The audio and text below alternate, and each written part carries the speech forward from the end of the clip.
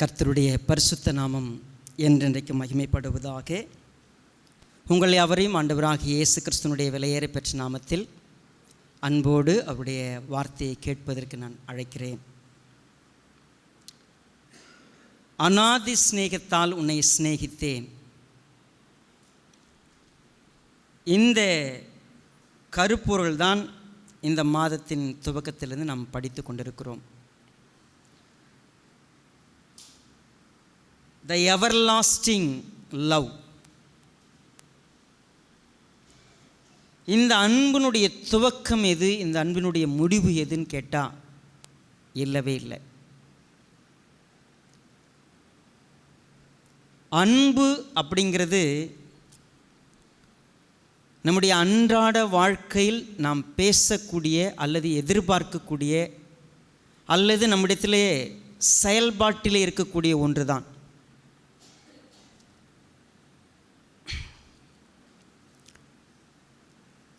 நேற்றைய தினத்தில் யதார்த்தமாக நான் ஒரு வீடியோவை பார்க்க நேர்ந்தது. காலம் மாறும்னு கேள்விப்பட்டிருக்கிறோம், ஆனால் இந்த மாதிரி மாறும்னு நான் எதிர்பார்க்கலை. இதுதான் தலைப்பு அந்த வீடியோவுக்கு. என்ன அப்படின்னா, ஒரு பூனையை எலி துரத்துது. ஒரு பூனையை எலி துரத்துது. வழக்கமாக என்ன நடக்கும்? எலியை பூனை துரத்தும். சரி, ஒரு பூனையை துரத்துச்சுன்னு பார்த்தா திடீர்னு இன்னும் 2-3 பூனை, மொத்தம் 4 பூனை, ஒரு எலி. இந்த 4 பூனையும் இந்த எலி துரத்துது. இந்த 4 எலியும் அந்த பூனைக்கிட்ட 4 பூனைக்கிட்ட ஒரு எலி துரத்தி விளையாடுது. இது ஓடி போய் அதை மிரட்டுது, அது பயந்து. என்னடான்னு கேட்டால் இவங்க 4-5 பேரும் சேர்ந்து ஃப்ரெண்ட்ஸாக.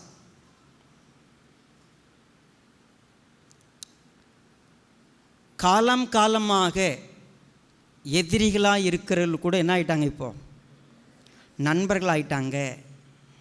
அவங்களுக்குள்ள அன்பு பெருகிருச்சு. ஆனால் மனிதர்களிடத்தில் அன்பு தணிந்து போய், குறைந்து போய், அன்புனா என்ன அப்படின்னு கேட்கிற நிலைக்கு மனிதன் மிருகத்தன்மையுள்ளவனாய் மாறிக்கொண்டிருக்கிற ஒரு காலகட்டத்தில் இருக்கிறோம். அன்பை தொலைத்தவர்கள் இங்கு அமர்ந்திருக்கிறோம். அன்பு கிடைக்காமல் அநேகர் இங்கு இருக்கிறோம்.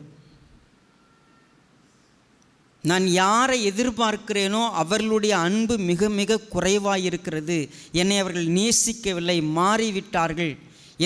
எனக்கு அன்பே இல்லை, அன்பு கிடைக்கல. அன்புக்காக இயங்குகிற பெரிய கூட்டம். எதிர்பார்த்தவர்கள் ஏமாற்றி விட்டதாக மனது காயத்தோடு ஒவ்வொரு நாளும் அன்பை குறித்து ஏக்கத்தோடு இருக்கக்கூடிய கூட்டத்துக்கு மத்தியில் தேவனுடைய அன்பை பற்றி நாம் படித்து வருகிறோம்.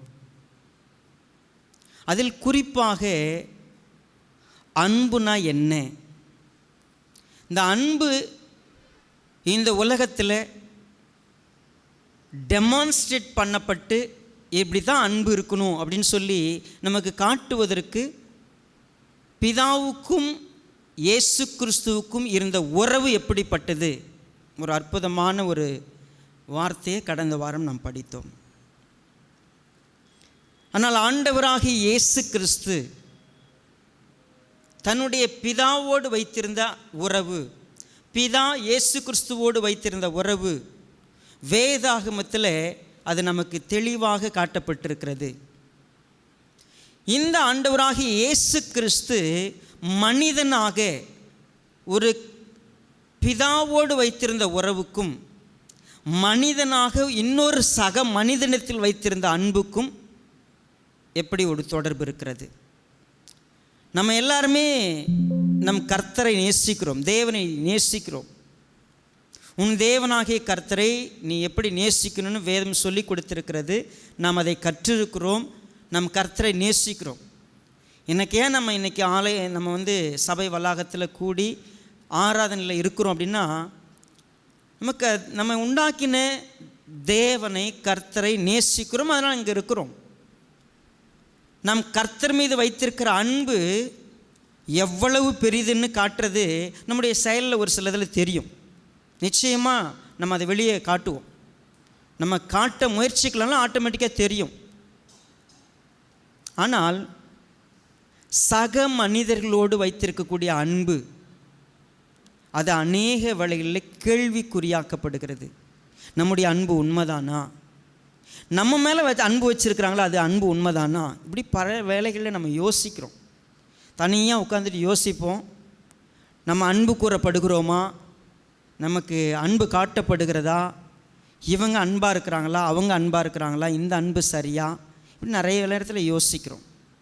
தயவுசெய்து இந்த செய்தி மிக மிக மிக முக்கியமான ஒன்று. நாம் இன்றைக்கி படிக்க போகிற பாடம் நம்முடைய வாழ்க்கைக்கு மிக அவசியமான ஒன்று என்பதனால உங்களுடைய கவனங்களில் வேறு எங்கேயும் பயணம் பண்ணிடாதீங்க. ஏன்னா நம்ம பிரெயின் இருக்கு, அது எலக்ட்ரிசிட்டியை விட ஃபாஸ்ட்டு, ஒளியை விட ரொம்ப ஃபாஸ்ட்டு. இந்த ஒரு செகண்டில் திடீர்னு என்னால் மலேசியா ஜோஹர் பாரோவுக்கு போய் நிற்கும். அங்கேருந்து சிங்கப்பூர் ஏர்போர்ட் நிற்கும். அதுக்கு என்ன கிடையாது, வைஃபை இன்டர்நெட்லாம் தேவையில்லை, ஆட்டோமேட்டிக்காக ரவுண்டில் போயிட்டு வந்துடும். ஸோ இங்கே உட்காந்துக்கிட்டே நீங்கள் வடை சுட்ட கதை, வேறு எதையாவது மறந்துட்டு வந்த கதை, சரியா, அதெல்லாம் மாடு அங்கே கட்டிட்டு வந்தேன்னா, கேட்டை பூட்டினேன்னா, தயவுசெய்து உங்கள் சொந்த ஊருக்கெலாம் பயணம் பண்ணாதீங்க. ஏன்னா நம்ம எதை பற்றி படிக்க போகிறோம்? அன்பை பற்றி படிக்க போகிறோம். ஸோ அதனால் உங்களுடைய கவனங்கள் இருக்கட்டும். ஆண்டவராக இயேசு கிறிஸ்து இந்த பூமியில்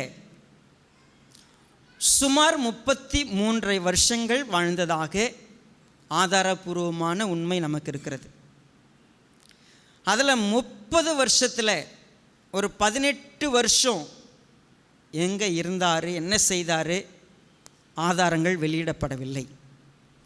ஆனால் சுமார் 3 வருடங்கள் அவர் தன்னை பிரத்யட்சமாக வெளிப்படையாக எல்லார் மத்தியிலும் சஞ்சரித்து ரிலேட் பண்ணி ஒரு மனிதனாக சக மனிதனோடு ஒரு சொசைட்டியில், ஒரு குடும்பத்தில், ஒரு நபராக எப்படி வாழ்ந்திருக்கிறார். அவருடைய சுபாவத்தில் மிக முக்கியமான ஒரு சுபாவம், அவர் அன்பானவராக எப்படி செயல்பட்டிருக்கிறார். அநாதி சிநேகம் என்று படிக்கிற பொழுது அன்பு என்பதற்கு மிகச்சிறந்த உதாரணம், ஒரு அன்பானவர்னா இப்படித்தான் இருக்கணும் அப்படிங்கிறதுக்கு ஒரு உதாரணமாக ஆண்டவராகிய இயேசு கிறிஸ்து எப்படி வாழ்ந்திருக்கிறார் என்பதை இன்றைக்கு நாம் கவனிக்க இருக்கிறோம். He had a family. அவருக்கு ஒரு குடும்பம் இருந்தது, ஃபிசிக்கல் ஃபேமிலி. ஃபிசிக்கல் ஃபேமிலி அப்படிங்கிறது அவர் தன்னுடைய தாய் தகப்பன், தன்னுடைய சகோதர சகோதரிகள், அவர்களோடு அவர் எப்படிப்பட்ட உறவை வைத்திருந்தார் அதிகமாக நமக்கு சொல்லப்படவில்லை. 30 வயதில் ஊழியத்திற்குள்ளாக என்றான அவர், he created a family. அவர் ஒரு குடும்பத்தை உருவாக்கியிருந்தார். தன்னோடு நெருக்கமாக உறவாக இருப்பதற்கு தன்னுடைய நோக்கம் இந்த உலகத்தில் வந்து உலகத்திற்கு பிதாவானவரை வெளிப்படுத்த வேண்டும், அவருடைய அன்பை வெளிப்படுத்த வேண்டும், அவர் இந்த உலகத்தை நேசிப்பதனால என்ன செய்திருக்கிறார் என்று புரிய வைக்க வேண்டும், இந்த உலகத்தில் இருக்கிற அத்தனை மனிதனையும் தன்னுடைய மகிமையிலே கொண்டு போய் சேர்க்க வேண்டும். தனக்கு பிற்பாடு தான் எந்த நோக்கத்தில் வந்து தன்னுடைய ஜீவனை கொடுத்தாரோ எதற்காக இந்த உலகத்துக்கு வந்தாரோ அதை அப்படியே பிரதிபலித்து அந்த அன்பை இந்த உலகத்துக்கு வெளிப்படுத்துவதற்கான சீஷர்களை உருவாக்கி ஒரு குடும்பத்தை உருவாக்குவதில் அவர் மிகவும் கவனமாக இருந்தார்.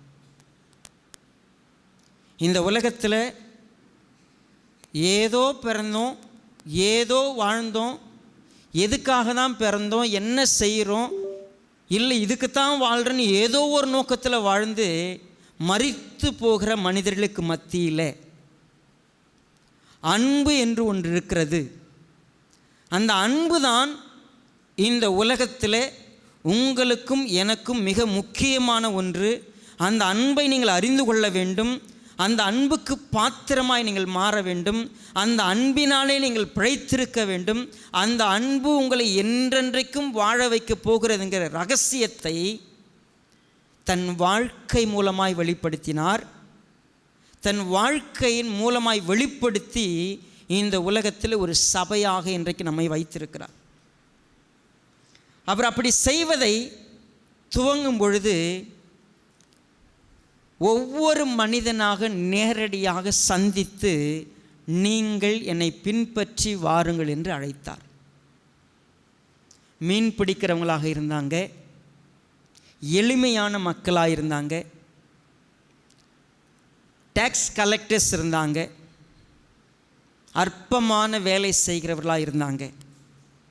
உங்களுக்கு தெரியும், இந்த வேதாகமத்தை நீங்கள் ஒரு முறையாவது கேட்டிருந்தீங்கன்னா, கர்த்தராகிய இயேசு கிறிஸ்துவுக்கு 12 சீஷர்கள், குறிப்பாக அவர்களை சொல்ல வேண்டும் அப்போஸ்தலர்கள் என்று சொல்லுவோம். சீஷர்கள் அநேகம் பேர் இருந்தார்கள், ஆனால் 12 அப்போஸ்தலர்களை அவர் தெரிந்து கொண்டார். அவரோடு கூட இருக்கும்படி, அவருடைய உபதேசத்தில் நிலைத்திருக்கும்படி, அவருக்கு பிற்பாடு அதை தொடரும்படி ஒரு அற்புதமான பந்தத்தை அவர் ஏற்படுத்தினார். உங்களுக்கு தெரியும், ஆண்டவராகிய இயேசு கிறிஸ்து தேர்ந்தெடுத்த 12 பேர். மார்க் எழுதின சுவிசேஷத்தில் 3வது அதிகாரம்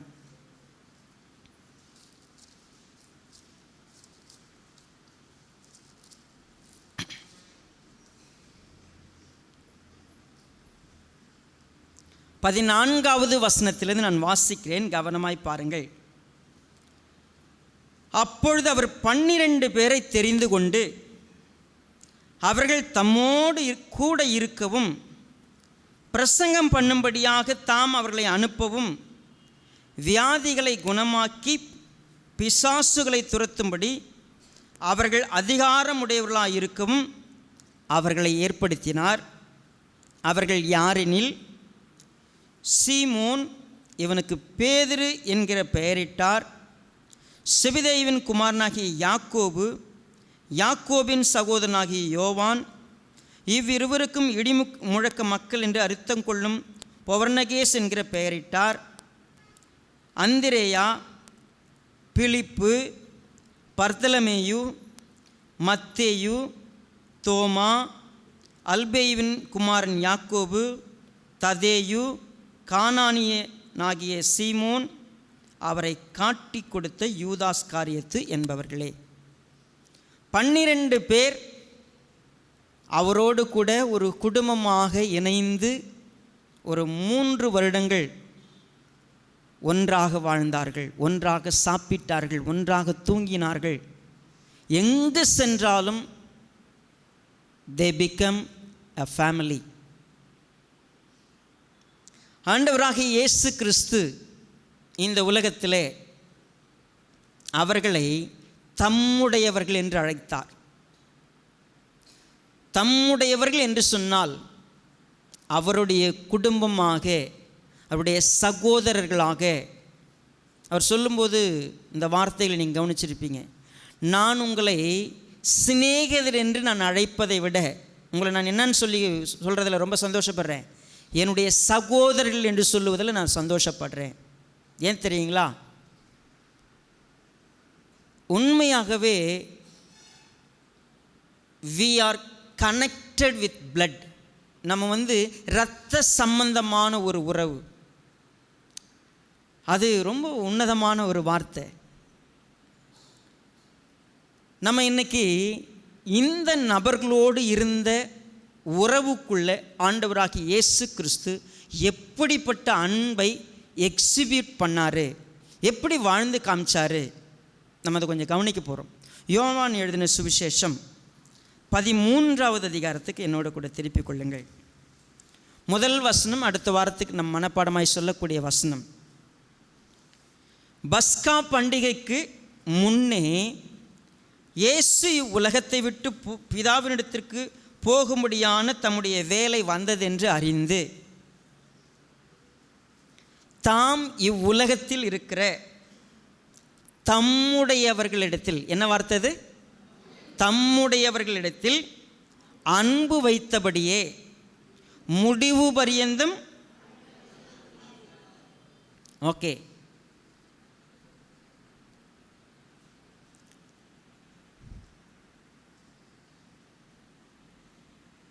நீங்கள் உங்கள் வீட்டில் ஒரு குழந்தை பிறந்து அந்த குழந்தை பார்க்குறதுக்கு ரொம்ப க்யூட்டாக இருக்குது அப்படின்னு சொன்னால், அந்த குழந்தைய முதல்ல பார்க்கும்போது எவ்வளவு அன்போடு நீங்கள் அதை பார்ப்பீங்க. அந்த குழந்தைக்கிட்ட நீங்கள் நெருங்கும் பொழுதே எவ்வளவு அன்பு வெளிப்படும். ஒரு சகோதரி எனக்கு சிங்கப்பூரில் இருக்கிறாங்க. சிங்கப்பூரில் அவங்களுடைய இந்த உறவில் ஒரு குறிப்பிட்ட 2009 அவங்க எனக்கு நெருங்கிய உறவாக இருக்கிறாங்க. அவங்களுடைய மகளுக்கு மிக கடினமான சூழ்நிலை மத்தியில் ஒரு பிரசவம். அந்த குழந்தை பிறந்ததுமே மிக சவால். 3 மாதம் கழித்து அந்த குழந்தையை சந்திக்க நான் செல்லுகிறேன்.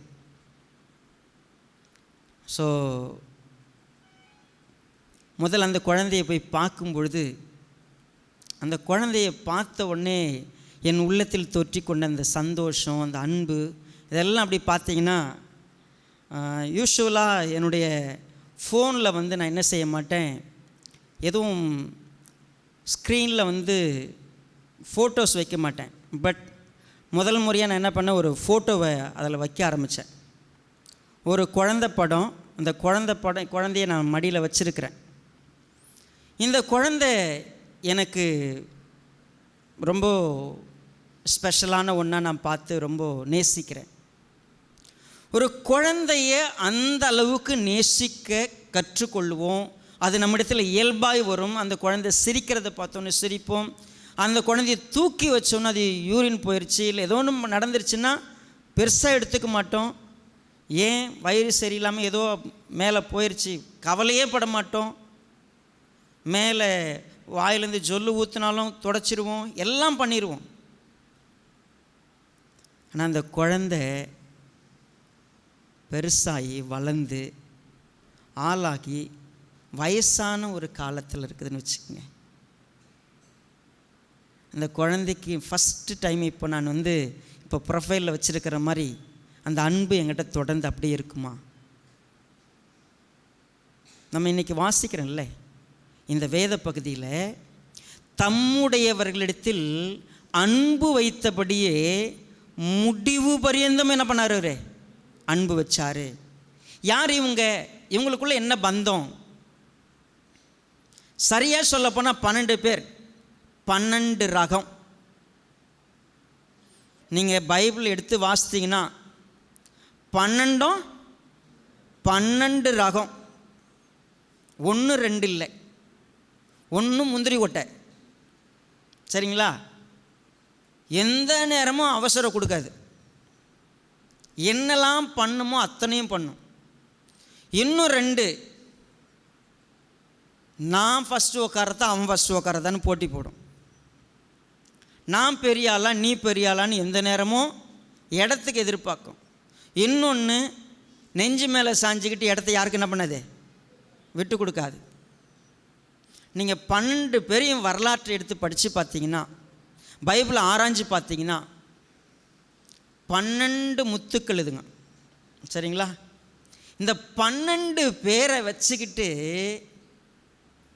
இந்த உலகத்துக்கு ஒரு பெரிய பாடத்தை ஆண்டவராக இயேசு கிறிஸ்து கொடுத்துருக்கிறார்.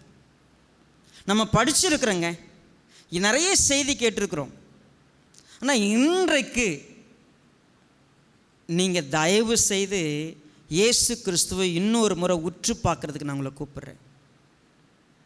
இயேசு கிறிஸ்து இந்த பூமியில் நம்ம எல்லாருக்கும் அடிப்படையான ஒரு உண்மையான பாடத்தை கொடுத்துருக்கிறாரு. நாம் தான் என்ன செய்கிறதில்ல, அதை கவனிச்சிருப்போம், பார்த்துருப்போம், கேட்டிருப்போம்.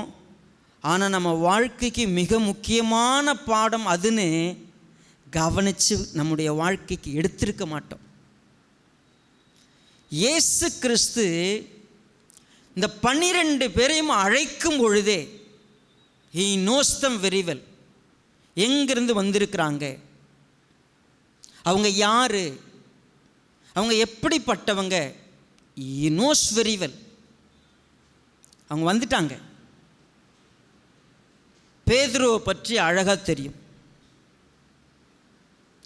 யாக்கோபு, யோவான், அந்திரேயா, பிலிப்பு, நாத்தான்வேல், ಎಲ್ಲ பர்தலமேயு, தோமா, யூதா, சீமோன், யாரை எடுத்துக்கிட்டீங்கனாலும் He knows their strength and weakness.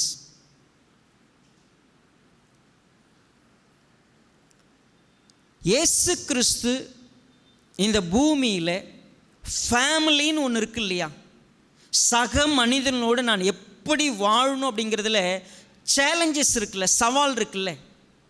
நம்ம எல்லாரும் என்ன எதிர்பார்க்குறோம், நம்மை சுற்றி இருக்கிற அத்தனை பேரும் தேவ தூதர்களைப் போல மிகச்சரியாக, பரிசுத்தமாக, உண்மையாக, நீதியாக, அவருடைய குணங்களெல்லாம் வசந்தத்தை போல அற்புதமாக இருக்கக்கூடியவர்களாக இருந்தால் நம்ம முகமலர்ச்சியோடு இருப்போம், சந்தோஷமாக இருப்போம். ஆனால் நம்ம எதிர்பார்க்கிற மாதிரி ஒன்றும் இருப்பதில்லை. சொல்லப்போனால் நம்மளை பெற்றது சரியில்லை, நாம் பெற்றது சரியில்லை, நம்மளை கட்டினது சரியில்லை, சரியா? கடைசியில் நாமும் சரியில்லை. எல்லாருமே இந்த 4 வட்டத்துக்குள்ளே பார்த்திங்கன்னா ஒன்றும் சரியில்லை. எப்படி வாழ்கிறது, எப்படி அன்பாக இருக்கிறது? நான் அன்பாக தான் இருக்கணும். குழந்தையில் ரொம்ப அற்புதமாக இருக்குது, குழந்தைய பார்த்தா சந்தோஷமாக இருக்குது. வளர வளர வளர வளர சவாலுங்க. எப்படி நேசிக்கிறது, எப்படி ஒன்றா இருக்கிறது, எப்படி அன்பாக இருக்கிறது? ஆண்டவராக இயேசு கிறிஸ்து அவளை அழைத்து அவர்களுக்கு அப்போஸ்தலர் என்று பெயரிட்டார். அப்போஸ்தலர் என்று சொன்னால் என்ன அர்த்தம்? அனுப்பப்பட போகிறவர்கள், அனுப்பப்பட்டவர்கள். இந்த பூமியில் அவர்களுக்கு கற்றுக் கொடுத்து, அவர்களை உருவாக்கி, அவர்களை அனுப்பி வைத்து இந்த உலகம் முழுக்கும் ஒரு உண்மையை போய் காண்பிக்க வேண்டும். என்னது? அன்புனா இதுதான் நீங்கள் உலகத்தில் காட்டணும், வேற ஒன்றுமே இல்லை உங்களுக்கு ஒர்க். முத்துப்பாண்டி 2014 முதல் முறையாக மேட்டுச்சேரி கிராமத்தில் சந்தித்தோம். சரி, Muthupandi I will take is example. First அந்த சந்திப்பு அப்போது ஒரு 20 பேர் வாலிப தம்பிங்க தங்கச்சிங்க எல்லாருமே அங்கே சேருவாங்க, ஒன்றா கூடுவாங்க. முத்துப்பாண்டியினுடைய பேசுகிற விதம், உடை உடுத்துகிற விதம், நடந்து கொள்ளுகிற விதத்தில் ஒரு சின்ன வித்தியாசம், அவ்வளோதான். He was despised, அசட்டை செய்யப்பட்ட ஒரு மனிதன். அங்கேருந்து கர்த்தர் தொடர்ந்து சபைக்குள்ளே கொண்டு வந்தார். ஒரு 4-5 வருஷம் ஆச்சு. ஞானஸ்தானம் எடுத்துக்கொள்ளணும்னு, கர்த்தரை நான் நேசிக்கிறேன், கர்த்தருடைய பிள்ளையாக இருக்கணும், ஓகே. அநேக விஷயங்கள், பலவீனங்கள், ஒரு சில விஷயங்கள்லாம், குறைபாடுகள் எல்லாம் உண்டு. நான் கர்த்தருக்காக வாழணும், அவ்வளோதான். சரி, கர்த்தருக்காக வாழ்வா. பல போராட்டங்கள். உங்களுக்கு ஒன்று தெரியுங்களா? இன்றைக்கி ஷேர் பண்ணும்போது சொன்னார், எல்லாரும் ஷேர் பண்ணி முடித்த பிறகு பாராட்டினாங்க, இந்த பாஸ்டர் மட்டும் ஒன்றும் என்ன பண்ணல. என்ன பாஸ்டர், எல்லாருமே தேங்க்யூ ஃபார் யுவர் ஷேரிங்னு சொல்கிறாங்க, நீங்கள் என்ன பாஸ்டர் நீங்கள் ஒன்றுமே சொல்லியே. ஊரில் இருக்கிற எல்லாரும் பாராட்டலாம், வீட்டில் இருக்கிற நான் நீ யாராக வரணும்னு என்ன பண்ணிகிட்ருக்கிறேன், நான் எதிர்பார்த்துக்கிட்டு இருக்கிறேன். உன்னை எந்த லெவலில் கொண்டு போய் உட்கார வைக்கணும்னு எதிர்பார்த்துட்டேன். இப்போ நான் உன்னை பாராட்டுனேன் அப்படின்னு சொன்னால் நீ போய் நின்னது சந்தோஷம். பட் ஒரு 10 வார்த்தையை திரும்ப திரும்ப மாற்று இதை நீ இப்படி ப்ரொனவுன்ஸ் பண்ணக்கூடாது, இப்படி மாற்றுன்னு சொல்லி கொடுத்தேன். எல்லாத்தையும் சரி பாஸ்டர் மாற்றி சொல்லிட்டு கடைசியில் அங்கே போய் எல்லாத்தையும் என்ன பண்ணப்பில்ல, அதே மாதிரி எப்படி பழைய விதமாக அப்படியே பேசினப்பில்ல. ரைட், ஓகே, நான் என்ன சொல்லித்தரலாம், ஐ கேன் கரெக்ட், நான் கரெக்ட் பண்ணுவேன்.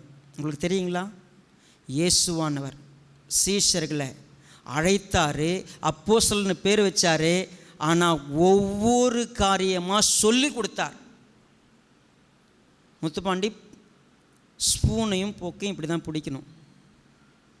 சாப்பிடும் பொழுது வாயை தந்து அப்படி சாப்பிடக்கூடாது. எப்படி சாப்பிட்ணும், சத்தம் வராமல் சாப்பிட்ணும். நீ என்ன செய்கிற, எப்போ பேசலாம் அப்படி சொல்கிற, அதை மாற்று. ஒரு குழந்தைக்கு சொல்லி கொடுக்கறத போல் சொல்லி கொடுத்து நீ இப்படி உட்காரணும், இப்படி நிற்கணும். சிங்கப்பூரில் போய் என்ன பண்ணக்கூடாது, எங்கேயும் குப்பையை போட்டக்கூடாது, எச்ச துப்பிடக்கூடாது. எச்ச துப்புனா என்ன பாஸ்டர், $500 ஃபைனு. எவ்வளோ $500? $500 தானே, 30,000 ரூபாய் நம்ம ஊர் பணம். எதுக்கு, எச்ச துப்பிட்டா. சீரியஸாக ஒவ்வொரு விஷயமாக சொல்லி கொடுக்குறோம். இயேசுவானவர் என்ன செஞ்சார் தெரியுங்களா, ஹீ வாஸ் வாட்சிங் எவ்ரி டைம். சீஷர்களை 3 வருஷத்துக்குள்ளே குணசாலிகளாக அன்பானவர்களாக மாற்றுவதற்கு அவர் கற்பித்தார். நல்லா புரிஞ்சுங்க, நான் ஒருத்தங்களை நேசிக்கிறேன்னு சொன்னால் அவங்கள பாராட்டி கொண்டிருக்கிறதுக்கு பேர் நேசிக்கிறது இல்லை. அவங்கள எந்த நேரமும் புகழ்ந்து கொண்டிருக்கிறதுக்கு பேர் நேசிக்கிறது இல்லை. ஏன்னா உங்களுக்கு நேரடியாய் பேசுகிற புகழ்ச்சியில் உங்களுக்கு எதிர்பார்ப்பு இருக்குன்னா நீங்கள் ஏமாற்றப்படலாம். உங்களுக்கு கண்டிப்பு, எச்சரிப்பு, திருத்துதல்ங்கிறது எவ்வளவு பெரிய அன்புன்னு காட்டினது யார் தெரியுங்களா, ஆண்டவராகிய இயேசு கிறிஸ்து. அவர் தான் என்ன தெரியுமா பண்ணார், எப்போ தப்பு பண்ணாலும் முதல் வேலை அற்ப விசுவாசின்னு கூப்பிடுவார். தான் சீஷர்களுக்கு என்ன பேர் வைப்பார், அற்ப விசுவாசிகளே. இன்னும் எவ்வளவு நாளைக்கு நான் உங்களுக்கு சொல்லிக் கொடுக்கட்டும், இது அவருடைய அன்பு. சொல்லி கொடுத்துக்கிட்டே இருப்பார், திருத்திக்கிட்டே இருப்பார். அங்கே போய் நிற்கும்பொழுது உள்ளத்துக்குள்ளே வரும் சந்தோஷம். ஆனால் அதை நான் இதில் காமிச்சிடக்கூடாது, வார்த்தையில் காமிக்கல. 2 பிள்ளைங்க அங்கே போய் நின்னா கிறிஸ்டோபர் லாய் பாஸ்டர் கேட்குறார், உண்மையவே 2 சகோதரர்கள் எழுப்பி வந்திருக்கிறாங்க, எப்போ எங்கள் சபையிலேருந்து வருவாங்க? இந்த 2 சகோதரர்களை யாரை போல் நிறுத்தணும், சுற்றி எங்கே தேடினாலும் யார்கிட்ட பேசினாலும் எங்கே வந்தாலும் இந்த 15 வருஷத்தில் முன்மாதிரியாக அன்பாக தன்னுடைய வாழ்க்கையில் நடக்கிற ஒரு நபரை போல் அந்த 2 நபர்களையும் கொண்டு வந்து நிறுத்தணும்னு சொல்கிறப்போ நிச்சயமாகவே டீச்சிங் ஒரு பக்கம், கரெக்ஷன் ஒரு பக்கம், அட்மானிஷன் ஒரு பக்கம். என்ன செஞ்சாலும் அவர்கள் செய்கிறதை பாராட்டி. உங்களுக்கு தெரியுங்களா, நல்ல டீச்சர், பெஸ்ட் டீச்சர் 100 மார்க் போடவே மாட்டாங்க. ஏன் தெரியுங்களா, என்ன வந்துடும் உனக்கு, சீக்கிரமாக பெருமை வந்துடும் உனக்கு, நீ தேறிட்டுன்னு உனக்கு நினப்பு வந்துடும். கிடையாது. எங்கே ஏதோ ஒரு எழுத்துப்பிழையை கண்டுபிடிச்சி ஒரு 1/2 மார்க் குறைக்கலாமா, 1 மார்க் குறைக்கலாமா? ஏன் தெரியுமா, உங்களை நேசிக்கிறவங்க யார் தெரியுமா, உங்களுடைய அடுத்த வளர்ச்சி சரியாக இருக்கணும்னு நினைக்கிறவங்க. உங்களை இன்றைக்கி பாராட்டி உங்களுடைய வளர்ச்சியை தடுக்கிறவங்க இல்லை. ஆண்டவராக இயேசு கிறிஸ்து 12 சீஷர்களையும் பார்த்து பாராட்டி பேசினதை விட அவர்களுடைய குறைகளை சுட்டி காட்டி அவர்களை வளர்த்து கொண்டிருந்தார். ஏன் தெரியுமா? அவர் இல்லாத பொழுது அவங்க யாராக இருக்கணும்? அவர் இல்லாத பொழுது தாம் இந்த உலகத்தை விட்டு கடந்து போகிறேன், நிச்சயமாக என்னுடைய வேலை வந்து விட்டது, ஆனால் அவர்கள் யாராக வாழ வேண்டும்? அவர்களிடத்தில் எது குறைவாக இருக்கிறது? இந்த உலகத்து மேலே எப்படிப்பட்ட கம்பேஷனோடு அவங்க இருக்கணும். உங்களுக்கு தெரியுங்களா? ஐ ஸ்டில் ரிமெம்பர் சால்தான் பாஸ்ட் என்ன ஒரு சிறப்பான ஒரு ஹோட்டலுக்கு என்னை கூப்பிட்டு போயிருந்தேன் 2009. அந்த ஹோட்டலுடைய ஸ்பெஷாலிட்டி என்ன அப்படின்னு கேட்டிங்கன்னா, டேபிளில் நாங்கள் 3 பேர் உட்காந்துருக்குறோம். பாஸ்டர், நான், பாஸ்டரோட ஒய்ஃப் ஷாலி ஆண்டி 2 பக்கம் உட்காந்துட்டாங்க. நடுவில் எங்களுக்கு முன்னாடி பெரிய டேபிள் இருக்கும், ஷெஃப் இருப்பாங்க, நம்ம சொல்கிறதெல்லாம் அங்கேயே சமைச்சு கொடுப்பாங்க. ஸோ 2 பேரும் உட்கார்ந்துட்டு எனக்கு ஃபுட் பரிமாறினாங்க. லிட்ரலாக எடுத்து எனக்கு ஊட்டி விடுற அளவுக்கு எனக்கு செஞ்சாங்க. எனக்கு என்னால் மறக்கவே முடியாது வாழ்க்கையில். அது முடிஞ்ச பிற்பாடு என் மேலே தோல் மேலே கை போட்டு ஈஸ்ட் கோஸ்ட்டில் நாங்கள் ஒரு கடற்கரையில் நடந்துக்கிட்டு இருக்கிறேன். ஸ்டீஃபன், இந்த அன்பெல்லாம் எதுக்கு உனக்கு காட்டப்படுது தெரியுமா? நான் ஏன் உங்கள்கிட்ட இப்படிலாம் நடந்துக்கிறேன் தெரியுமா? நான் ஏன் இவ்வளோ அக்கறையாக இருக்கிறேன்? நான் ஏன் உங்கள்கிட்ட உன் மேலே அன்பு வச்சுருக்கேன் தெரியுமா? ஒரே ஒரு நோக்கம்தான், நீ இருக்கிற பகுதியில் இயேசு கிறிஸ்துவை போல் வாழ்கிறதுக்கு இந்த அன்பை அந்த உலகத்தில் காட்டுறதுக்கு ஒருத்தர் தேவை. நீ இங்கே பார்க்குறல்ல, அதை போய் காட்டுவியா? 2009 நான் அதை கற்றுக்கிட்டு வந்தேன். இப்போ நான் முத்துப்பாண்டிக்கிட்ட நடந்துக்கிற விதம், அவனுக்கு எது சிறப்பாக இருக்கும், அவனுக்கு என்னால் என்ன கொடுக்க முடியும், எதை பெஸ்ட்டாக வைக்க முடியும், என்ன விஷயத்தில் என்ன ஃபிசிக்கலாக சரி ஸ்பிரிச்சுவலாக சரி என்ன கொடுக்க முடியும், பாபுக்கு நான் என்ன சேர்க்க முடியும், பாபுக்கிட்ட என்னுடைய அன்பு நான் எப்படி வெளிப்படுத்த முடியும். I will give everything what I can do. The best I want to give them. என்னெல்லாம் செய்யலாம்? அவங்க என்னுடைய சீடராக நான் அவங்கள கர்த்தருடைய உன்னதமான தாசர்களாய் நிறுத்துவதற்கு எப்படிப்பட்ட அன்பை காட்ட முடியும்? என்னெல்லாம் செய்யலாம்? ஒருவேளை முத்துப்பாண்டி என்னை பற்றி என்னெல்லாம் யோசிக்கலாம், என்னை பற்றி எப்படிப்பட்ட குறைபாடு வச்சுருக்கலாம், என்ன நினைக்கல, ஐ டோன்ட் கேர். நான் அவர்களுக்கு என்ன டீச் பண்ணுவேன், நான் அவங்களுக்கு என்ன ப்ரொவைட் பண்ணுவேன், நான் அவங்களுடைய வளர்ச்சிக்கு எப்படி உண்மையான அன்பை காட்டுவேன். Is it only for them? இல்லவே இல்லை. ஜஸ்ட் எக்ஸாம்பிள் சொன்னேன். இந்த ஒட்டுமொத்த சபையில் இங்கே உட்கார்ந்துருக்கிற அவ்வளவு பேருக்கும் அதே தான். ஆனால் நம்ம நினைக்கிறோம், உங்களுக்கு ஒன்று தெரியுங்களா? ஆண்டவராகிய இயேசு கிறிஸ்து அன்பு காட்டினார். அதே அன்பை இந்த பூமியில் யாராலையும் காட்ட முடியாது, யாரும் காட்ட மாட்டாங்கன்னு நம்ம ஈஸியாக யோசித்துடுறோம்.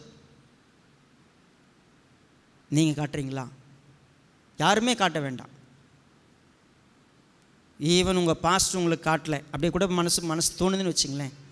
நீங்கள் அந்த அன்புள்ளவங்களான்னு செக் பண்ணுறதுக்கு இப்போ ஆண்டவராகிய இயேசு கிறிஸ்துவோடு உங்களை ஒப்பிட்டு பாருங்கள்.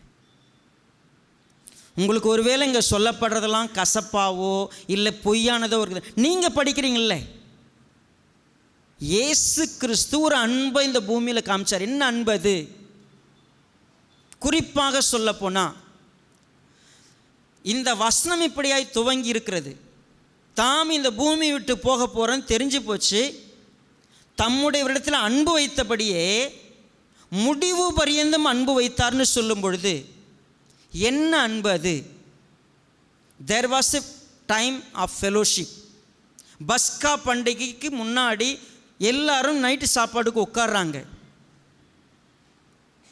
என்ன செஞ்சார் தெரியுங்களா? அவனுடைய இருதயத்தில் பிசாசானவன் தூண்டுதலை கொடுத்துருக்கிறான். அவங்க தான் உட்கார்ந்துருக்கிறான். ஆனால் ஆண்டவராக இயேசு கிறிஸ்து 3 வருஷம் உபதேசம் பண்ணார். எல்லா மீட்டிங்லேயும் உட்கார்ந்துருந்தான், எல்லா சாப்பாட்லேயும் ஒன்றா சாப்பிட்டான், இயேசுவானவர் கூட சாப்பிடுவான், இயேசுவானவர் கூட தூங்குவான், இயேசுவானவர் சொல்கிறது எல்லாம் கேட்பான். ஆனால் 2வது வசனம் என்ன சொல்லுது பாருங்க, 13:2. சீமோன் குமாரனாகிய யூதாஸ்காரியத்து அவரை காட்டி கொடுக்கும்படி. இங்கே பாருங்களேன், ஒருத்தர் கூப்பிட்டாரு, அவங்களுக்கு பேர் வச்சாரு, அவங்களோட எல்லாம் சொல்லி கொடுத்தாரு, திருத்தினாரு, இன்ஸ்ட்ரக்ஷன் பண்ணாரு, அவங்களுக்கு எந்த விதத்தில் சொல்லி கொடுக்கணுமோ சொல்லி கொடுத்து. ஏன்னா அன்புனா சொல்லி கொடுக்கறது, எது சரியோ அதை சொல்லி கொடுக்கறது. ஆனால் உங்களுக்கு தெரியுமா, நல்லா கவனிச்சுங்க, ஆண்டவராகிய இயேசு கிறிஸ்து அன்பு காட்டினாரு, சொல்லி கொடுத்தாரு, திருத்தினாரு, அவங்களை ஏற்படுத்தினாரு. பட் அவங்களுக்குன்னு சொந்த இருதயம் இருக்குல்ல, அவங்க எவ்வளவு அன்பு காட்டினாலும் அவங்க மனசுக்குள்ள அந்த அன்பு பெருசாகவே தெரியாது. ஏன்னா அவன் அன்பு பணத்து மேலே இருந்துச்சு, அவன் அன்பு வேற எங்கேயும் இருந்துச்சு. இது இயேசு கிறிஸ்து 3 வருஷம் பி ஆட்டிடியூட் பற்றி சொல்லி கொடுத்துருக்கிறார். யார் பாக்கியவான்னு சொல்லி கொடுத்துருக்கிறார், ஊழியம் எப்படி செய்யணும்னு சொல்லி கொடுத்துருக்கிறார். 5 அப்பம் 2 மீனை 12 பேர் தான் பங்கிட்டாங்க. வியாதியஸ்தர்கள் குணமானதை கண்ணால் பார்த்தாங்க. எல்லாருமேலே எப்படி இரக்கம் காட்டுறதுன்னு சொல்லி கொடுத்தாரு. எல்லாத்தையும் கண் கூட பார்த்துட்டு கடைசியில் அவன் இருதயம் அன்பை விட்டு பிரிந்து நின்று அவன் உள்ளத்தை தூண்டின பிற்பாடு அவன் மனசு வேற தான். ஆனால் பைபிள் சொல்லுதுங்க, சாப்பாட்டில் உட்கார்ந்த உடனே அப்பத்தை பிட்டு முதல்ல யார்கிட்ட தெரியுமா ஊட்டினாரு? யூதாஸ்க்கு தான் ஊட்டினார். நீங்கள் கொஞ்சம் கவனித்து பார்த்தீங்கன்னா இதே 13வது அதிகாரம்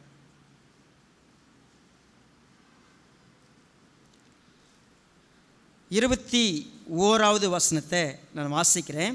இயேசுவிகளை சொன்ன பின்பு ஆவியில் கலங்கி, உங்களில் ஒருவன் என்னை காட்டி கொடுப்பான் என்று மெய்யாகவே மெய்யாகவே உங்களுக்கு சொல்லுகிறேன் என்று சாட்சியாக சொன்னார். அப்பொழுது யாரை குறித்து பேசுகிறாரோ என்று சீஷர்கள் ஐயப்பட்டு ஒருவரை ஒருவர் நோக்கி பார்த்தார்கள்.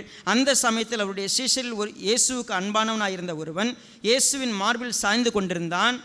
யாரை குறித்து சொல்லுகிறார் என்று விசாரிக்கும்படி சீமோன் பேதுரு அவனுக்கு சைகை காட்டினான். அப்பொழுது அவன் இயேசுவின் மார்பிலே சாய்ந்து கொண்டு, ஆண்டவரே அவன் யாரு? இயேசு பிரதியுத்தரமாக, நான் இந்த துணிக்கையை தோய்த்து எவனுக்கு கொடுப்பேனோ அவன்தான் என்று சொல்லி துணிக்கையை தோய்த்து சீமோன் குமாரனாகிய யூதாஸ் காரியத்துக்கு சாப்பாட்டில் நான் யாருக்கு கொடுக்கறனோ அவன்தான் ஃபஸ்ட் சாப்பாடு எடுத்து ஊட்டுறார். இந்த சாப்பாடு வாங்குறாங்கல்ல, இப்போ யார் வாய் வாங்கிக்கிறோனோ அவன்தான். அந்த துணிக்கை அவன் வாங்கின பின்பு யார் புகுந்தது உள்ள? எது புகுந்திருக்கணும்? ஆக்சுவலா எங்க ஒருத்தவங்க ஊட்டினாங்கன்னா, நமக்கு சாப்பாடு ஊட்டினாங்கன்னா என்ன உள்ளே வரணும்? அன்பு தானே உள்ளே பூந்துருக்கணும். ஆனால் என்ன பூந்துச்சு? நல்லா கவனிங்க, அன்பு காட்டுறவங்களுக்கு அன்பு காட்டப்படும். வி மிஸ் அண்டர்ஸ்டாண்ட் இல்லை, எனக்கு என்னுடைய அஜெண்டா வேற, என்னுடைய எண்ணம் வேற, என்னுடைய திங்கிங் வேற, என்னுடைய நோக்கமே வேற, என் சிந்தை வேற. அவன் 3 வருஷமும் பணப்பைய வச்சுக்கிட்டு இருந்தான். 3 வருஷமும் அவனுடைய நோக்கம் எல்லாம் என்ன தெரியுங்களா? இயேசுவானவர் பெரிய பிரபலமாக இருக்கிறாரு, அவர் மூலமாக நான் என்ன ஆக போகிறேன். அவன் நோக்கமே வேற இயேசு கிட்ட வந்தது. இயேசு கிறிஸ்து என்ன தெரியுமா சொன்னார்? நான் உங்ககிட்ட அன்பாக இருக்கிறேன், நீங்கள் அன்பாக இருக்கணும். வேற ஒன்றுமே இல்லைங்க ரகசியம். இந்த 3 வருஷமும் அன்புனா என்ன நான் காமிக்கிறேன். உங்கள் மனசில் ஒரு நிமிஷம் கை வச்சுங்க. இந்த ஐபிசி குடும்பத்தில் இந்த சபையில் இருக்கிற ஒவ்வொருவருக்கும் அன்புனா என்னன்னு ஏதோ ஒரு விதத்தில் காட்டப்பட்டிருக்கு. எனக்கு அன்பேங்க காட்டப்படலை, எனக்கு நான் செய்யும்போது தப்புன்னு சொல்லப்படலை, சத்தியம் இதுதான் சொல்லித்தரப்படலை, இதுதான் அன்புன்னு உங்களுக்கு டெமான்ஸ்ட்ரேட் பண்ணப்படலை. நிச்சயமாக உங்கள் மனசுக்குள்ளே தெளிவான ஒரு வார்த்தை இருக்கலாம். தேவன் ஏதாவது ஒரு ஏரியாவில் நிச்சயமாக அன்புனா என்னன்னு காமிச்சிருப்பார். இங்கே சபையில் இருக்கிற ஒருத்தருக்கு ஒருத்தர் நம்ம அன்புனா என்னன்னு காமிச்சிருப்போம். ஆனால் என்ன தெரியுமா, நமக்குள்ளே புகுந்திருக்குது. இந்த அன்பு புகுந்து நம்ம அன்புள்ளவர்களாய் மாற்றுவதற்கு பதில் நம்முடைய சொந்த எண்ணங்கள், சொந்த எதிர்பார்ப்புகள், நம்முடைய திட்டங்கள், நாம் இங்கே ஒன்று இருப்போம், நம்ம செயல்பாடு வேறு மாதிரி இருக்கும், புகுந்துரும். அன்புன்னா என்னன்னு காமிக்கிறதுக்கு தான் இயேசு கிறிஸ்து 3 வருஷம் எல்லாம் பண்ணார். நல்லா புரிஞ்சுக்கங்க. நான் இப்போ சொன்னதை எல்லாத்தையும் நீங்கள் வாசிக்க போகிறீங்க. என் வார்த்தை இல்லை இது, இதெல்லாம் நடந்துருச்சு. இயேசுவானவர் இப்போ பேச ஆரம்பிக்கிற ஒவ்வொரு விஷயத்தையும் கவனிக்கலாம். பாருங்கள், 30வது வசனம். அவன் அந்த துணிக்கையை வாங்கினவனே புறப்பட்டு போனான். அப்பொழுது ராக்காலமாக இருந்தது. அவன் புறப்பட்டு போன பின்பு இயேசு, இப்பொழுது மனுஷகுமாரன் எப்போ மகிமைப்பட்டார்? நல்லா கவனிங்க, பைபிளை நம்ம படிக்கலாம். இப்போ அவனுக்கு அன்பா அவன் செய்ய போகிறான்னு தெரியுது, தெரிஞ்சு ஓப்பனாக சொல்கிறாரு, ஒருத்தன் என்னை காட்டி கொடுக்க போகிறான், யாருங்க யாருங்க யாருங்கன்னு எல்லாம் கேட்கும்போது இந்த இவன் தான்னு சொல்லிட்டாரு. சொன்ன பிறகும் அவன் அன்பை உதாசீனம் பண்ணிட்டு என்ன பண்ண தெரியுங்களா, புறப்பட்டு போனான். அவன் புறப்பட்டு போனால் கூட அவன் மேலே வச்ச அன்பு அவர் என்ன பண்ணல, மாற்றவே இல்லை. உங்களுக்கு ஒன்று தெரியுங்களா, உங்களுக்கு துரோகம் பண்ணுவாங்க, உங்களை மறுதலிப்பாங்க, உங்களை காட்டி கொடுப்பாங்க, உங்களுக்கு என்னெல்லாம் கொடுமை கொடுக்க முடியுமோ அவ்வளவு கொடுமையும் கொடுக்கறதுக்கு நபர்கள் இருப்பாங்க. நீங்கள் இல்லைன்னா அடுத்த நிமிஷம் என்னெல்லாம் வேலை பார்ப்பாங்கன்னு எல்லாம் தெரியும். ஆண்டவராக இயேசு கிறிஸ்துக்கு எல்லாம் தெரியும். இப்போ அவர் சொன்னார், இப்பொழுது என்ன பண்ணுறாரு அவரே, மனுஷகுமாரன் தேவனும் அவரில் என் பிதாவானவர் இப்போ சந்தோஷப்படுறார். என்ன தெரியுமா, அவன் என்னை காட்டி கொடுக்கத்தான் போகிறான், ஆனால் என் முகத்தில் ஒரு சின்ன வித்தியாசத்தை கூட நான் அவன்கிட்ட காமிக்கல. அவன் எனக்கு துரோகி, அவன் எனக்கு எதிரி, என்னோடு அப்பம் புசித்தவன், என் கூட சாப்பிட்டவன், குதிகால தூக்கி என் மேலே வச்சிட்டான். நான் என் அன்பில் ஒரு இமி அளவு கூட நான் மாற்றலை. தேவனுடைய பிள்ளையே, அன்புன்னு என்ன தெரியுமா, இப்போ மனுஷகுமாரன் மகிமைப்படுறாரு, பிதாவானவர் சந்தோஷப்படுறாரு. என் அன்பை நான் மாற்றவே இல்லை.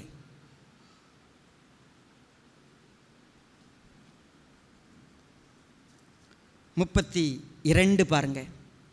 தேவன் அவரில், அதாவது மனுஷகுமாரனில் மகிமைப்பட்டிருந்தால் தேவன் அவரை தம்மில் சீக்கிரமாய் அவரை என்ன குறிப்பிட்டு சொல்ல போனால், என்னை கொண்டு என்ன வேண்டுமானாலும் இந்த உலகத்தில் அவரால் செய்ய முடியும்.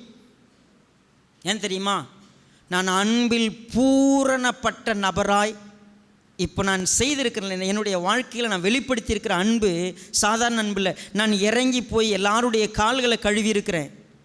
நான் எப்படி வாழணும்னு இந்த உலகத்தில் சொல்லி கொடுத்துருக்கிறேன். உங்கள் துரோகிங்க யூதாஸ் காலை கழுவினார், யூதாஸுக்கு பணிவிட செஞ்சார், யூதாஸுக்கு சாப்பாடு ஊட்டி விட்டார், எல்லாம் செஞ்சார். ஆனால் எல்லாத்தையும் வாங்கிட்டு அவன் என்ன பண்ணுவான்னு தெரியும்.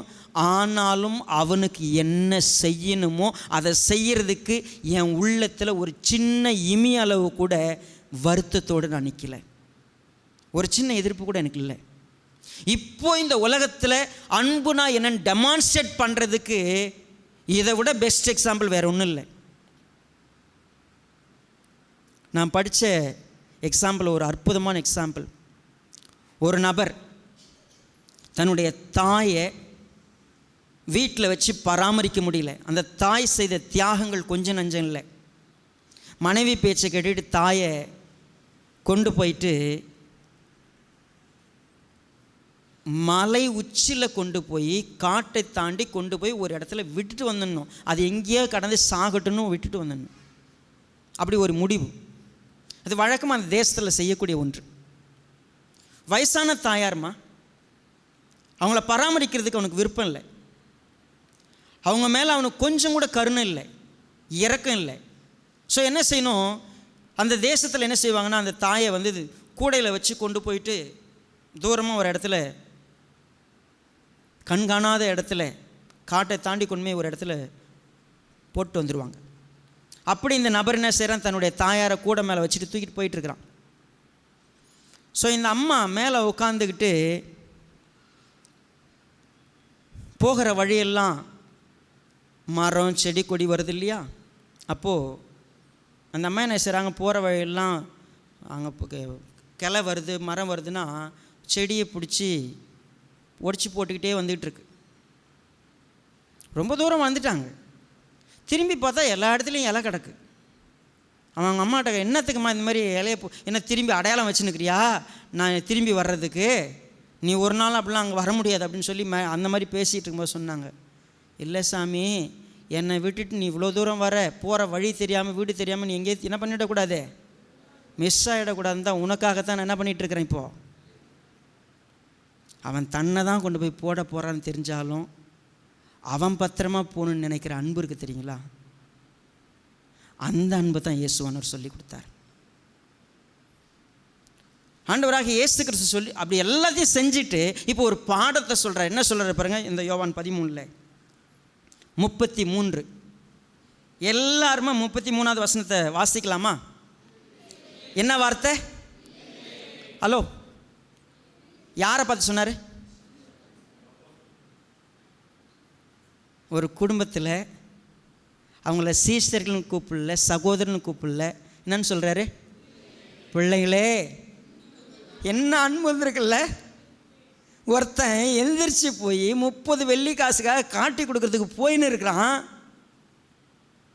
உட்காந்துட்டு இருக்கிறவங்கிட்ட சொல்கிறாரு, பிள்ளைங்களே. இந்த வார்த்தை எப்படி இருந்திருக்குல்ல. இன்னும் கொஞ்ச காலம் நீங்கள் என்ன பண்ணுவீங்க, என்ன தேடுவீங்க.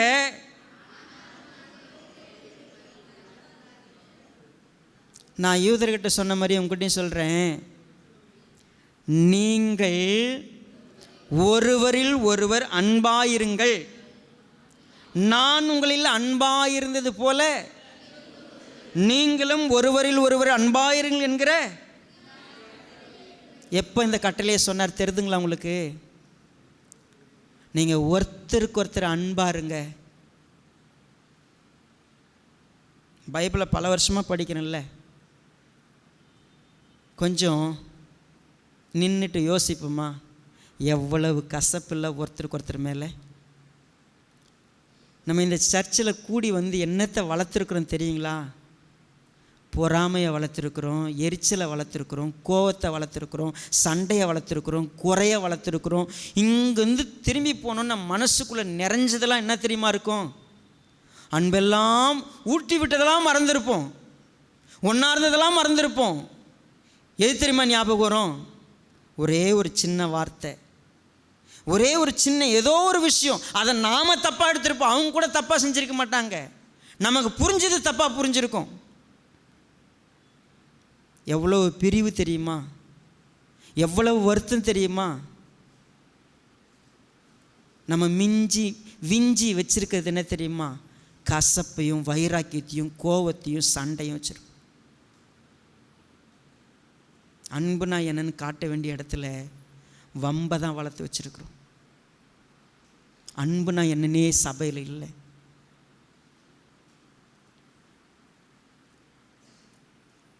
அன்பை வளர்க்குறதுக்கு தான் நம்ம கூடுறோம். நீங்கள் என்ன பாட்டு பாடிட்டு அல்லேலூயா ஸ்தோத்திரம் சொல்லிட்டு சும்மா இங்கே ஏதோ மேஜிக் மாதிரி ஏதோ ஒன்று நடக்குது அதை பங்கெடுக்கிறதுக்கு வந்தீங்களா? இல்லைங்க. இது ஃபேமிலி. இது அன்பால் கட்டப்படுற ஒரு இடம். இங்கே ஒருத்தர் தலையாக இருக்கிறார், அவர் அன்பானவர். இங்கே இருக்கிற எல்லாரும் பர்ஃபெக்ட் அப்படின்லாம் நான் பேசலை, குறைகள் உண்டு. இந்த குறையை பார்க்காம அன்பை பார்த்து இணைக்கப்பட்டிருந்தோம்னா நம்ம சாதித்தது எவ்வளோ இருந்திருக்கும் தெரியுமா? நம்ம ஏன் இன்னும் சாதிக்கலை தெரியுமா? நாம் இயேசு கிறிஸ்துனுடைய சீடர்கள் இந்த பூமியில் இன்னும் தெரியல. ஏன் தெரியுமா? நான் அன்பு காட்டலை, அதான் எனக்கு அன்பு காட்டப்படலை. இல்லை, நான் அன்பு காட்டுறதுக்கு இன்னும் கற்றுக்கல. எவ்வளவு பேசினாலும் கடினப்பட்டு போயிட்டுருக்கிறேன், எவ்வளவு கிடைச்சாலும் கடினம் தான் எனக்கு. ஏன்னா என்னுடைய ஸ்பிரிட் வேறு, என் சிந்தை வேறு, என் நோக்கம் வேறு. ஏன்னா இங்கே இருக்கிற இந்த சபையில் இணைய முடியாதவே பல வருஷமாக இங்கே இருப்பேன்.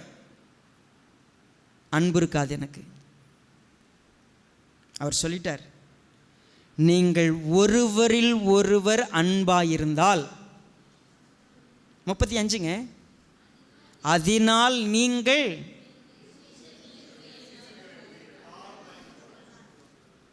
சீமோன் பேதுரு சொல்கிறான். அடுத்த அந்த வார்த்தை கேட்டவனே சொல்கிறான். என்ன சொன்னா பாருங்க, ஆண்டவரே எங்கே போகிறீங்க? நீங்கள் போனாலும் நான் என்ன பண்ணுவேன்? சரி, நீ என் பின்னால் வர முடியாதுப்பா. பேதுரு சொன்னான், ஆண்டவரே நான் இப்பொழுது உமக்கு பின்னே ஏன் வரக்கூடாது? உமக்காக நான் என்ன பண்ணுவேன்? ஒருத்தன் காட்டி கொடுக்கறதுக்கு போயிட்டான், இன்னொருத்தன் உட்காந்துக்கிட்டு பக்கத்தில் உட்காந்துட்டு கிட்ட இருந்துக்கிட்டு உங்களுக்காக உயிரையே கொடுப்பான். ஆண்டவரே, டேய் சேவல் கூறதுக்கு முன்னாடி என்ன பண்ணுற? நீ யாருன்னு எனக்கு தெரியும், but I love you so much. நீ யாருன்னு எனக்கு தெரியும், பட் ஐ லவ் யூ. கடைசி வரைக்கும் நான் நேசிப்பேன். இயேசு ஆண்டவர் இந்த பூமியில் அன்புனா என்னன்னு சீஷர்களோடு கூட இருந்த உறவு மூலமாக காமிச்சார். அது சாலிடு, அது கிருபையோடு இருந்துச்சு, இரக்கத்தோடு இருந்துச்சு, காருண்யத்தோடு இருந்துச்சு. சாலிடான அன்பு நான் கற்றுக்கிட்டு வரேன். நான் இந்த செய்தியை படிக்கிறப்போ யார் மேலேயாவது எனக்கு வைராக்கியம் இருக்குதா? யார் மேலேயாவது கோபம் இருக்குதா? யார் மேலேயாவது எரிச்சல் இருக்குதா? யாருக்கிட்டையாவது சண்டை இருக்குதா? யாரையாவது பொறாமையாக பார்க்குறேன்னா, யாருக்கிட்டையாவது எனக்கு விரோதம் இருக்குன்னு நினைக்கிறேன்னா, கர்த்தருடைய சமூகத்திலேருந்து நான் சொல்கிறேன், I never want to be. But யாருக்கிட்டலாம் அந்த மாதிரி கசப்புணர்வு இருக்குதோ, என்னை பார்த்தாவே அவங்களுக்கு மனசுக்குள்ளே கம்பளி பூச்சி ஊறுதோ, அவங்கெல்லாம் கட்டி பிடிச்சி உண்மையாகவே நான் உன்னை நேசிக்கிறேன், ஏன்னா இயேசுவானவரை நேசிக்கிறார், நான் உங்களை நேசிக்கிறேன். ஐ never want to B a enemy to anybody. ஏன்னா ஆண்டவராக இயேசு கிறிஸ்து சொன்னார், நான் உங்களை நேசிக்கிறேன், நீங்கள் மற்றவங்களை நேசிங்க. எனக்குள்ளே பாருங்க, மனசாட்சியிலேருந்து நான் சுத்தமாக சொல்கிறேன், I don't want to keep any of things. நீங்கள் உங்கள் ஃபேமிலியில் பாருங்களேன், கணவன் மனைவி, பிள்ளைகள் பெற்றோர்கள், யாராக வேணா இருக்கட்டும், நீங்கள் கசப்போடு இருக்கீங்களா, வருத்தத்தோடு இருக்கீங்களா, அவங்க தப்பாக கூட இருக்கட்டுங்க, இன்றைக்கி நீங்கள் போய் சாரி சொல்லி, நான் உண்மையாகவே உங்களை நேசிக்கிறேன், என் அன்பு ஆண்டவருடைய அன்பை போல் இருக்க போகுது, நீங்கள் இருங்க பரவாயில்ல, நான் ஆண்டவரை போல் இருப்பேன். அப்படி நீங்கள் நடந்துக்கிட்டீங்கன்னா, நீங்கள் அன்பாக இருந்தீங்கன்னா, நீங்கள் என்னுடைய சீஷர்னே எல்லாரும் அறிஞ்சிக்குவாங்க. செய்யலாமா? கண்களை மூடி ஜெபம் பண்ணும். நல்ல தகப்பனே, இந்த அற்புதமான நேரத்துக்காக நாங்கள் உம்மை துதிக்கிறோம், ஸ்தோத்திரிக்கிறோம், நன்றி சொல்லுகிறோம். அன்புனா என்னன்னு எங்களுக்கு நீங்கள் சொல்லி கொடுத்துருக்குறீங்க. நாங்கள் அன்பை எதிர்பார்க்குறோம், ஆனால் அன்பானவங்களாக வாழலை. எங்களை மன்னித்து எங்களை மாற்றி உம்மை போல நடத்த எங்களை ஒப்பு கொடுக்குறோம். எங்களுடைய அன்பு குறைவானது, கற்றுக்கொள்ளவும் வளர்த்து கொள்ளவும் உதவி செய்யுங்க. உங்களுடைய மகிமை எங்களை ஆளுகை செய்ய ஒப்பு கொடுத்து மீட்பெரும் அருமை இரட்சகருமாக இருக்கிற கர்த்தராகிய இயேசு கிறிஸ்துவின் நாமத்தில் தாழ்மையோடு வேண்டிக் கொள்கிறோம் நல்ல பிதாவே. ஆமென்.